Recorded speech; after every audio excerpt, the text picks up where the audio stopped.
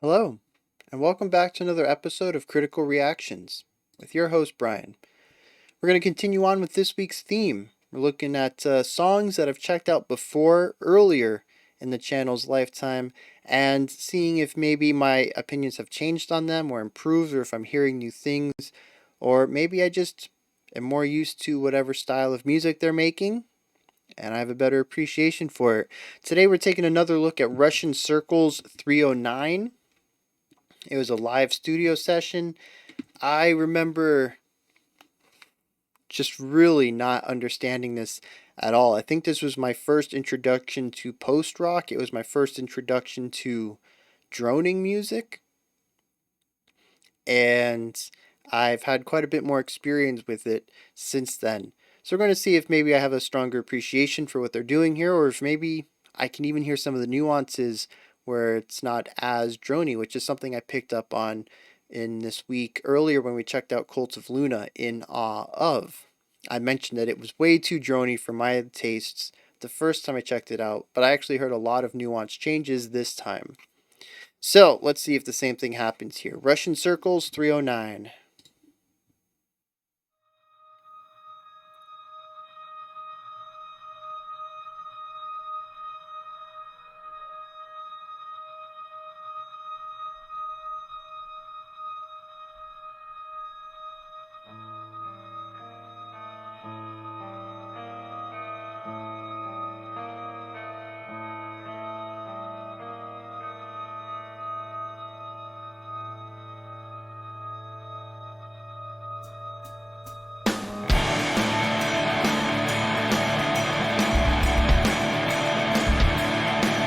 Super crunchy, really gritty guitar tone there.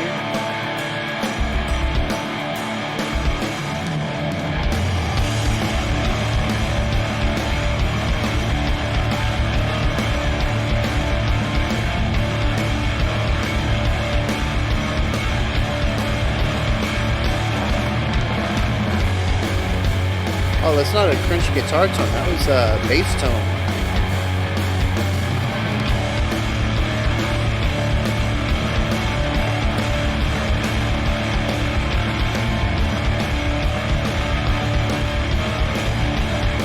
Yeah, it's super compressed too. It almost has a muffled sound on the higher end elements.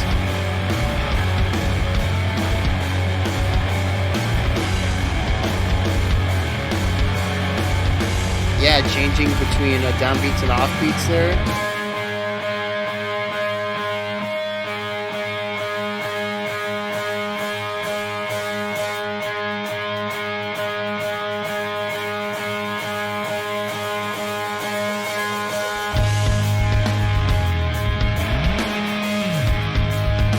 Yeah, super groovy, a real fat bass tone. And I love that shift up to the higher range on that higher string too. Just sliding into that. It's got a lot of crunch on it.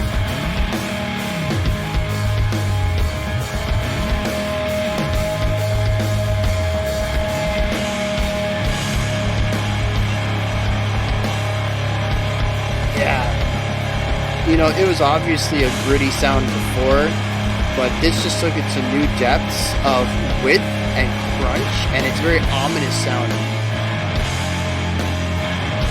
It's huge.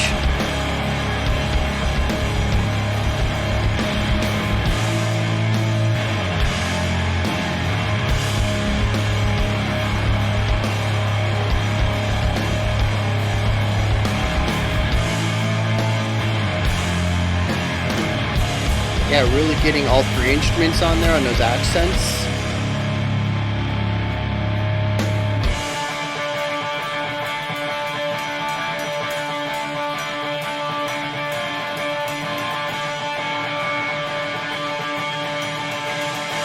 Yeah, changing up the chord properties just by moving the highest note a bit.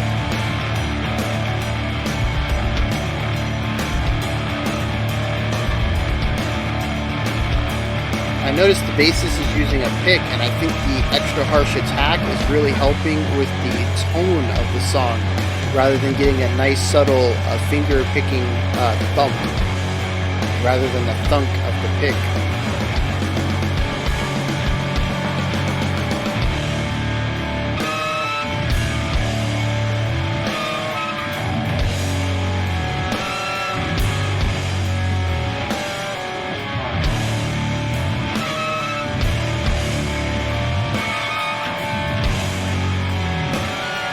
real curious how they're making that sound. I was looking at the guitar and I didn't see anything. Oh, that's the bassist doing that.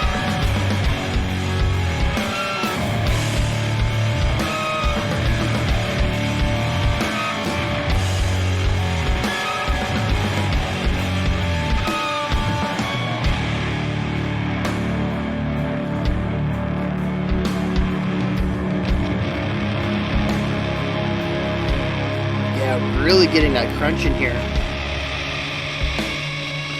A lot of the song is just how dirty can we make the tone while keeping some of the original properties to it.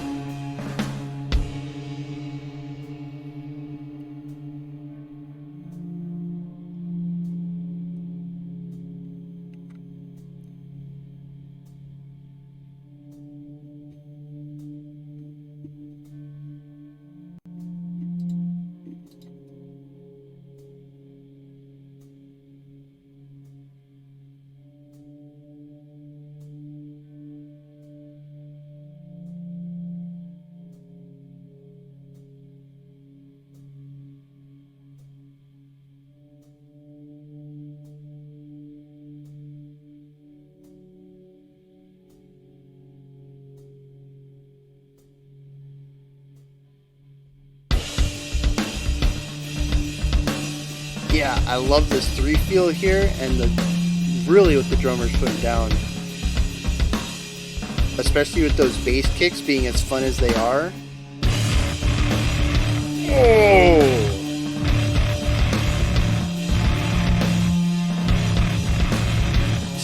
I thought the tone was fat beforehand.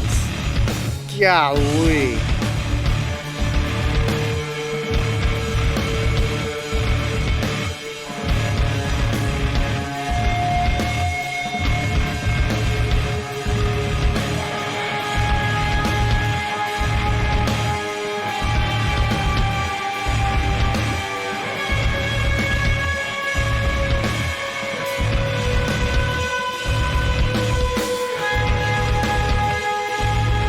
It's interesting. I don't think the drummer changed, but I feel we're in 4 now.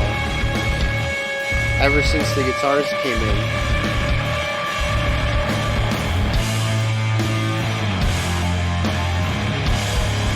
Yeah, and bring back the theme.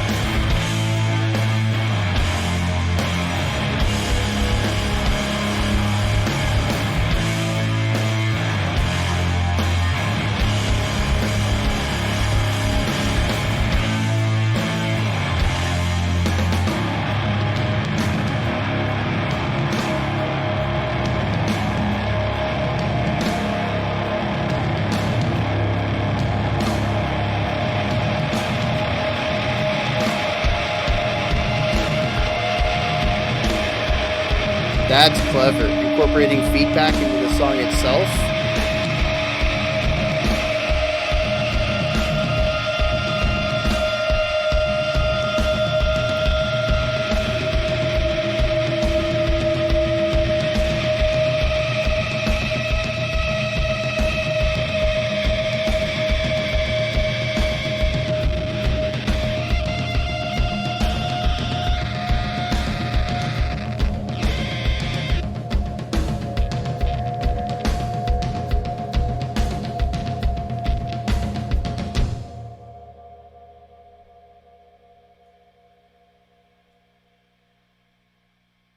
All right.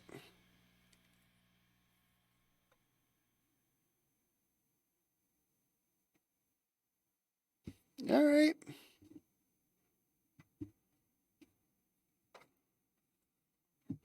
Yeah, I enjoyed that quite a bit more than I remember enjoying it.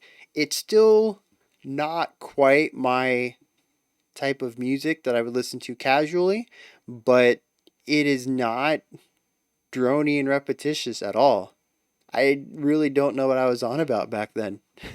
It just goes to show how much uh, practice in listening to music like this helps you hear more things, and also just becoming more acclimated to different types of music allow you to hear new things. And of course, like I was talking about yesterday, just having the opportunity to have people in other types of music, not just theoretical, but also people who are into production or electronic music, or people who are drummers, especially. I feel like rhythmic elements. I'm a bit, well, I was a bit uh, rusty on, a little inexperienced with. I've picked up a lot of rhythmic terminology over the last couple of years, but having been able to learn from all of you as well and pick up new ideas and concepts to apply to my listening really brings me to a place like this where I'm hearing a lot of new things that I did not originally. Um, so yeah, there is elements of droning in this. For instance, there at the end, the drums were doing their tom and snare concept. The bass was holding a single note and fiddling with some knobs and stuff. And the guitarist was holding a single note and allowing the feedback to, messing with the feedback itself rather than specific notes.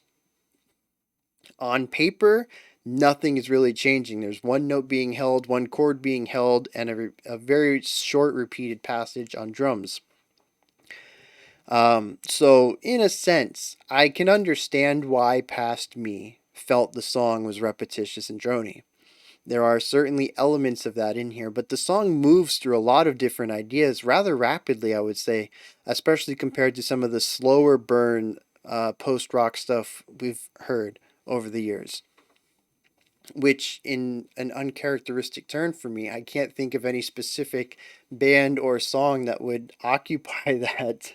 Usually I have at least one example, but yeah, I can't think of a specific song that I think would fit that. Just really leaning into droning and repetition. But yeah, these guys move through quite a bit. We have an 8-minute song, and I'd say there's a 5, 6 maybe sections to it. We really don't stay within an idea for very long, and it also helps that there's minutia, nuance that's being modified. Whether it's a little drum thing, some ornamentation in there, it's a small modulation in a guitar riff or in a tone. There's always something changing that allows the static elements on paper, the single riff or the drum pattern, to take on an evolutionary life across the minute or so that it's being played, and not feel as static as the notes themselves are. There's a lot of production going on in here that help things feel fresh or help keep things feeling fresh. The song as a whole fits a very specific tone, a very specific atmosphere. It is heavy, it is oppressive, it is daunting, it is intimidating, there's dread in there. I have no idea what 309 is referencing. I don't know what their ideas were when they were creating this, what their intentions were, but this is a very moody song that, to me, is very tiring. It is like constantly being pushed down by this ever increasing weight. And no matter how far you try to get away from it or how much you actually push back, it's never enough to actually feel free. The pressure is always there, and the pressure grows over time.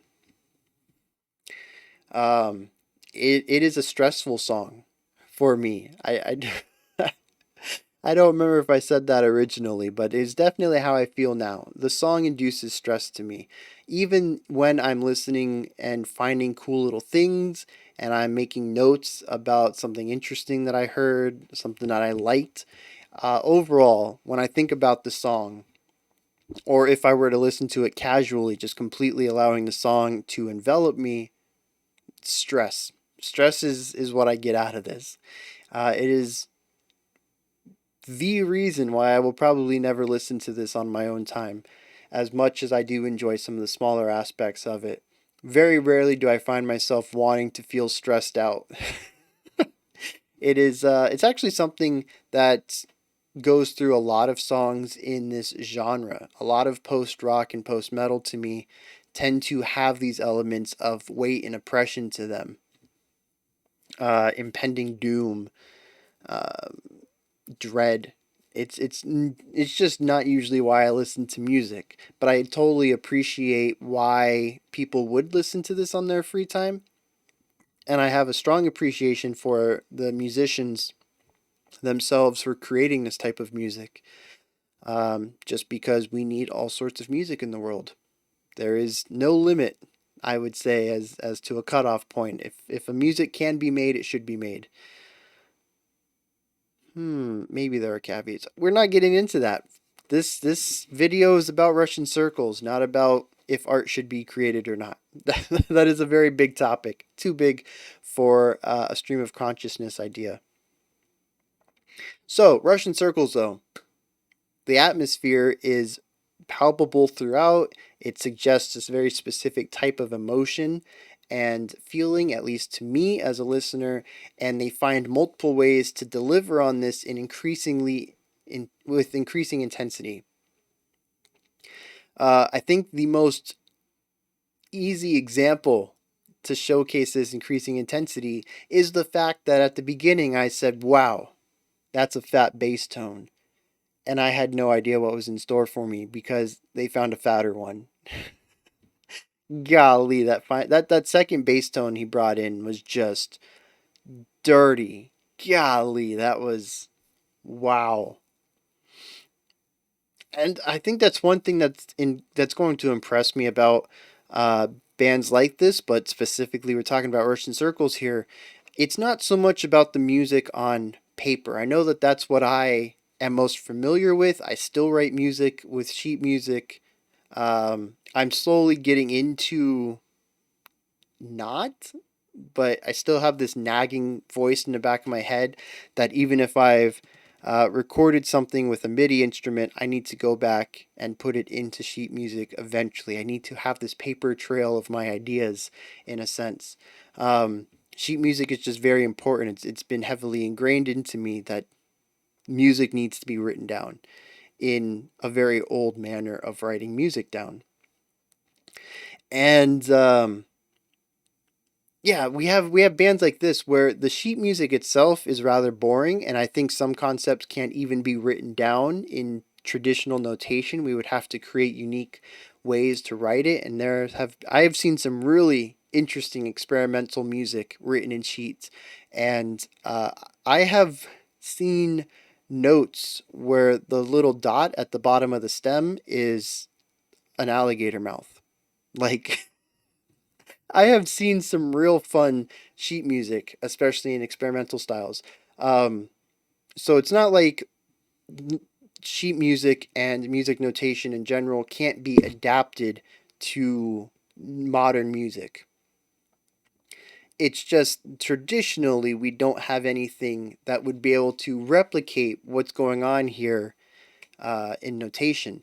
So, like I said, the actual notes being played are rather monotonous when put down in notation. What's interesting here and what intrigues me the most about this band, and like I said, other bands that do similar things, is the production of it, especially the fact that so much of it is done live.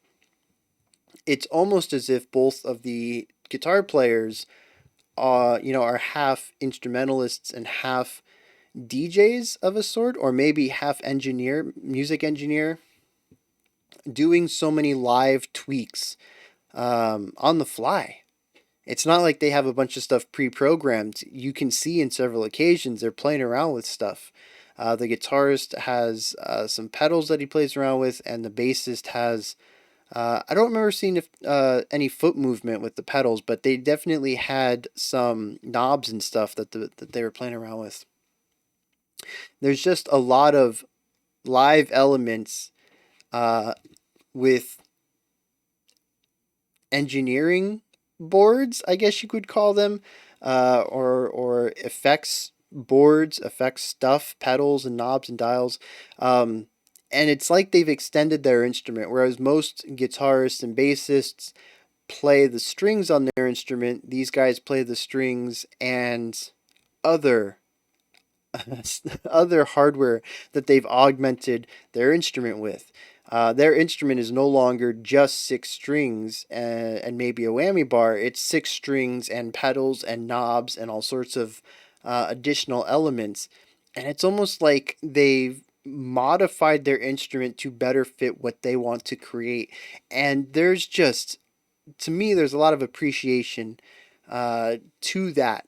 Not just the fact that they thought to themselves, hey, six strings is not enough. Some foot pedal effects, are not enough. Some preset effects, having a solo effect and a lead effect, that's not enough for me. I need to make minute decisions, nuanced changes to my sound on the fly. And they basically create these. I mean, I think it would be even more awesome just visually if they could attach this stuff to the guitar and make this monstrous Franken instrument. That would be pretty cool. Just, the visual element of that. But, just visualizing that they wanted to expand the way that they could input music and create and influence the sounds that they're playing with more input, more hardware. That I think is astonishing in and of itself. But then just watching them do it and knowing that it's all done live and that it also has. I was thinking about this with the feedback element. There's a jazz concept here that no two performances are going to be similar because there's a lot of elements that I see that are chaotic. One of the things about having effects presets where your lead guitarist might have a lead tone and then a solo tone, and then you just I stomped my foot like you could see it. And they just, hit the foot switch and they switch to this tone and then they switch back or whatever. Maybe they have a third tone for something else. Um, it's binary. It's static. It's either this one or that one. And I love that there's nuance here. When the bass is playing with the dial to at the very end to change volume, and it almost sounds like removing the bass tone itself to just get the crackle, kind of removing the characteristic of the string vibration just to get the effect on top of it. It's subtle, it's nuanced, and it also sounds at one point like he went too far and it got turned off and he brought it back in just a little bit. And then when he turned it off again, he tried to bring it back. He's like, yeah, you know what? That's it. That's the end of the song. I guess I cut out early on it. That's kind of the vibe I get from it. But just the fact that it's not exact numbers. He's messing with a dial and maybe he's aiming for an exact number, but it's a small dial and it just has little tick marks on it. So, there's a lot of room for human error there. With the feedback at the end, you can't control feedback. I mean, he has ways to influence the feedback at the end of the song. He can, shake his guitar in different speeds or different, you know, what was wavelengths, the height of the wavelength, wider shakes or smaller shakes, or point towards the amp, or don't point towards it, or come halfway around. He has ways to influence it, but he can't control the feedback. That is a chaotic element. It makes every live performance of the song have a different ending because it's never going to be precisely the same. And it makes me wonder how much of this is more on a jamming kind of side, more on the jazz side, where there's going to be elements like that ending. I mean, that's two of the three instruments there at the end have elements in their performance that are not going to be replicable identically between performances. How much of the rest of the song is like that? There's a lot of stuff going on here that I don't quite have experience with. A lot of it's going to be on the production and the engineering and electronic side, all the effects and stuff. To me, it looks like there's a lot of stuff that is not things that can be done precisely on multiple tries. uh, multiple performances, and it looks like that's part of the shtick, the gimmick, the niche that they have. Is that a lot of their stuff is less precise, and it makes it so that every performance is unique. At least that's what it looks like from my point of view. The ending was very clear about that, but there was some stuff in the middle. I was like, maybe it's less precise. Maybe there's some chaotic elements in there. Maybe they have some effects that they just don't have as much control over.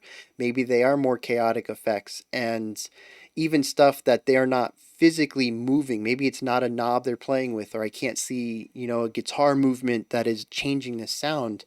Maybe it's even the effects are random themselves. They have a general sound, but the effect itself has some randomness to it.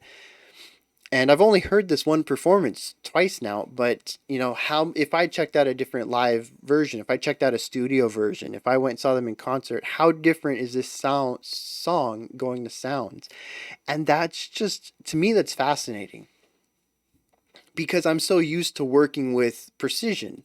As a composer, writing sheet music, I understand there's going to be some small differences in how a conductor or how a performer is going to interpret what I've written.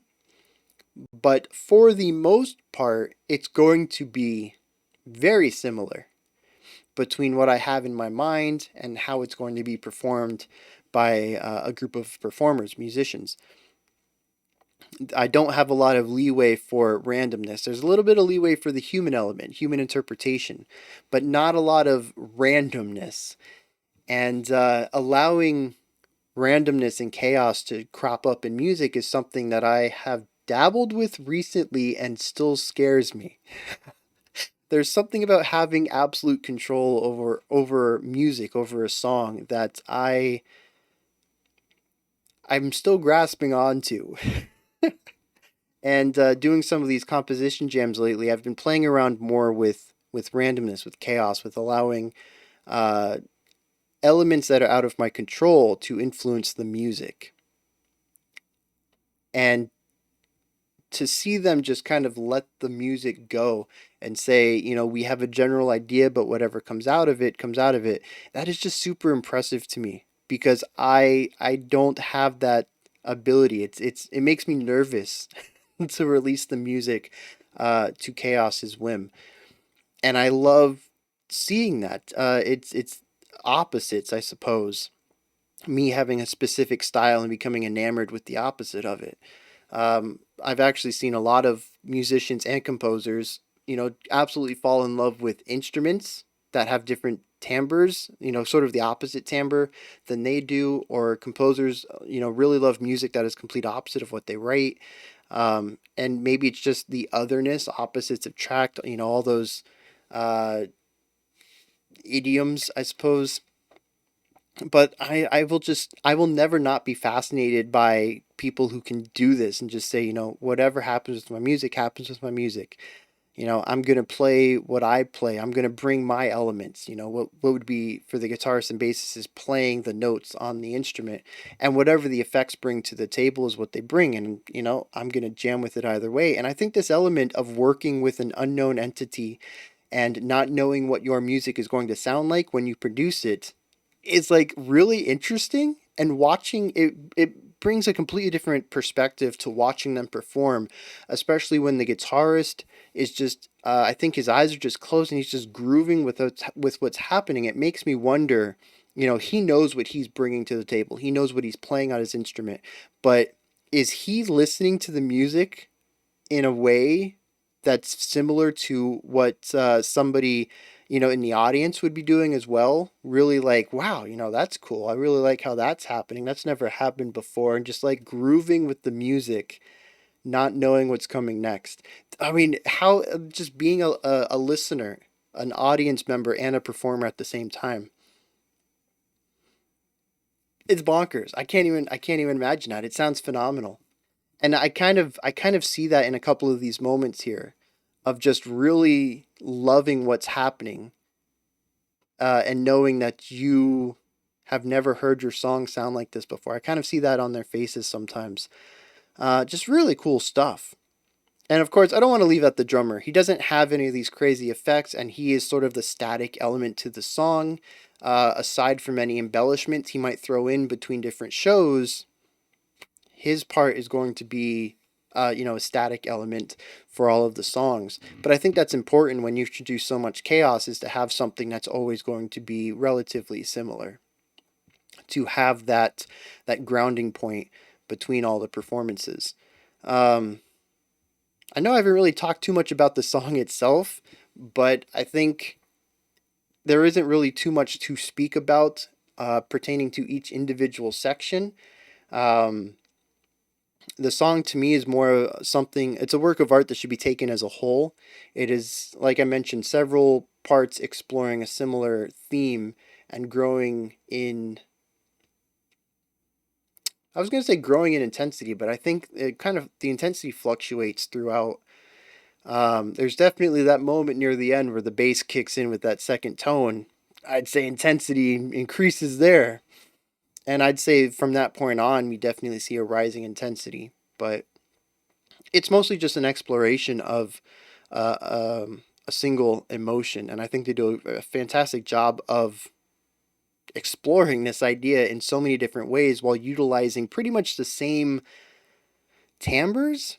There are some tonal differences, and they mess with effects and stuff like that, so it's not like every section sounds identically, but they're still just using an electric guitar, bass guitar, and a drum, and exploring similar atmospheres, which means they're going to be utilizing similar chord progressions and keys to create these sounds, because you're not going to get this heavy, overwhelming dread playing in major. So, I mean, just the fact that they're exploring a single emotion already means they're being pigeonholed into a specific set of notes.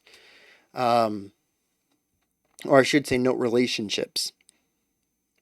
And like I said, it's interesting that they can still pull out so many different ideas, at least on a nuanced level, where each section feels fairly unique. I think, to me at least, it still all comes together into a single whole. It's not like Castle in the Sky Part 1, where there's like a very distinct difference between the sections, just to pull out a recent example. I think all of these 7 sections do kind of sound the same, and a lot of them a lot of them grow in a similar manner. We start off with one instrument. For the most part, it's the guitar, and then the bass comes in and fills the sound out, and they really explore this new section before doing this over again. But there is that one time when the bass came in with his new super thick tone before the guitar came in to fill in. But that's usually how it is. We have one instrument, maybe one instrument and the drums, and then the next instrument comes in and the drums might expand and get a little crazier, a little more dynamic. But we usually start out soft and then get big, and then we go small and then we get big. And again, that allows, I was talking about how these sections have nuance that allows them to feel fresh throughout. That's one of the ways that they allow each section to not get boring, to keep them fresh, is that they explore them, and they explore most of these in 2-part ideas. So, yeah, I think we're going to wrap this one up here, 35 minutes in.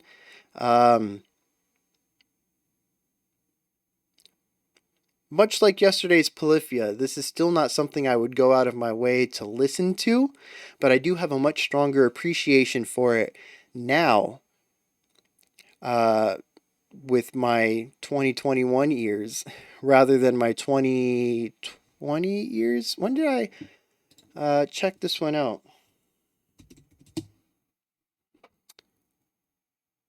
September 14th, 2020. So just over a year ago. And my thumbnail says, so droning? Like, I guess I had no idea what to make of this. Yeah. I have a much better understanding of what's going on today. And like I said, a much greater appreciation for what they're doing, especially on the performance side. And I almost want to find some interviews with them and see how close I am about this idea of being a listener during the performance, or if they have more control than I believe they do over some of these effects that they're bringing into play.